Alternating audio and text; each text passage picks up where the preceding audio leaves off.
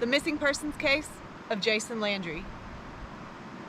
On the evening of December 13th, 2020, Texas State student Jason Landry loaded up in his car and headed to Houston from San Marcos, Texas, to spend time with his family for the holidays. Jason's parents were so excited to have all of their grown kids back home together for Christmas. They never dreamed they would get the news that they were about to receive. Jason never made it home. His wrecked car was found abandoned on Salt Flat Road near Luling in Caldwell County early the next morning. His backpack, clothing, and other personal items were found nearby, but there was no sign of Jason. The disappearance of Jason Landry has left his family and community in shock and disbelief.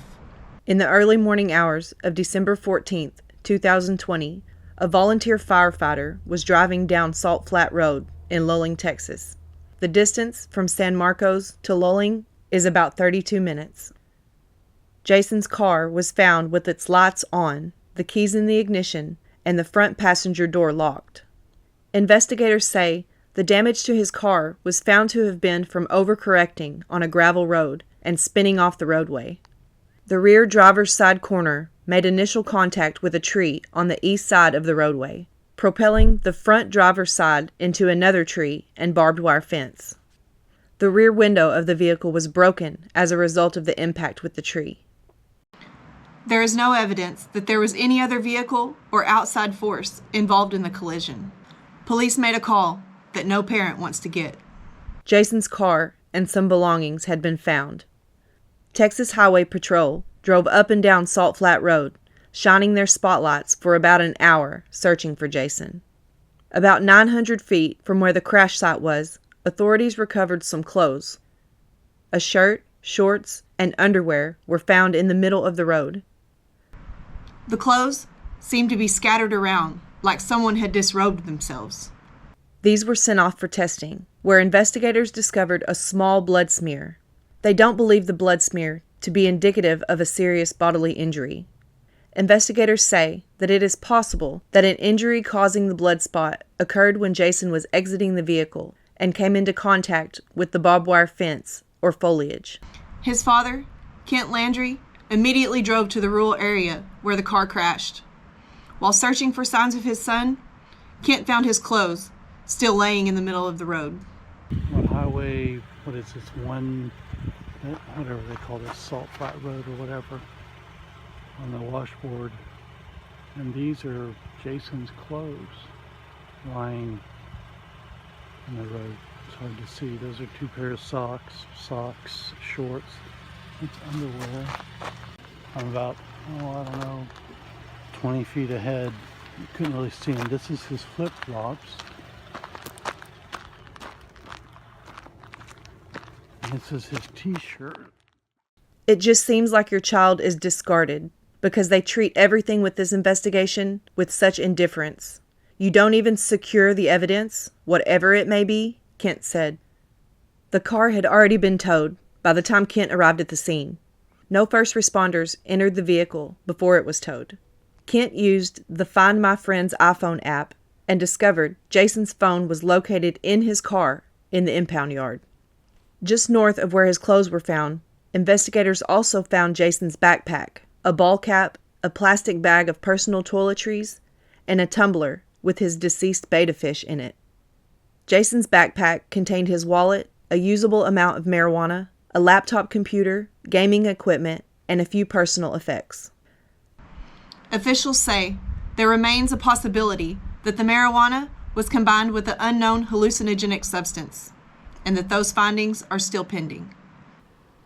It is believed that the clothing discovered in the roadway was the clothing Jason was wearing prior to the collision occurring, but there is no indication that the clothing was removed under duress or threat. On December 14th, 2020, the Texas Search and Rescue Team was brought in to search for Jason.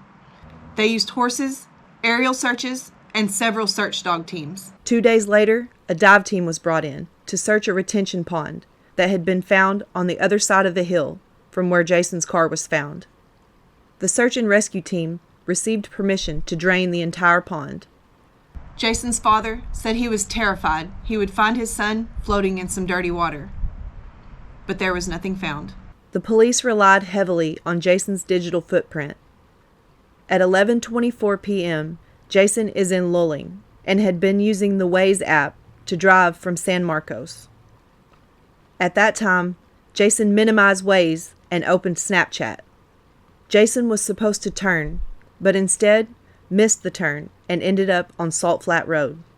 He is believed to have crashed around 11:34 p.m., authorities said. There were several theories brought up in this case. The first being that maybe Jason had seen a deer or wild animal in the road, which caused him to crash his car. The area where Jason crashed is known to have 200 to 300 pound feral hogs roaming around. The Caldwell County Sheriff's Office believed that if Jason was dead, then he was probably eaten. Kent said the police didn't see Jason's case as anything but a single car crash, and that maybe Jason was eaten by hogs. The Caldwell County Sheriff's Office released information that Jason had Googled, "How long can you live in the woods without food?" and "How long can you go in the wilderness?" Some other theories suggest that because of the way Jason's clothes were spread out on the road, it made the scene look staged, and that he was ambushed and killed by drug dealers. The Caldwell County Sheriff's Office doesn't believe this theory. They seem to strongly believe that Jason just walked off. They believe that he was high and probably crashed due to that. By February 2021, the media was heavily involved in Jason's case. There were several Facebook groups that were dedicated to Jason's disappearance. A $10,000 reward and a billboard on Highway 183 going from Luling to Lockhart, Texas, was put up. Kent believes the Caldwell County Sheriff's Office is partly to blame because of the way they handled the case. Kent thinks they made up their minds from the beginning that Jason left on his own and wasn't a crime victim, so they didn't put in a lot of time or effort to find out what happened. Contacts. Right, college kid. So it looks like, right? Oh my goodness. Uh-oh. Yep.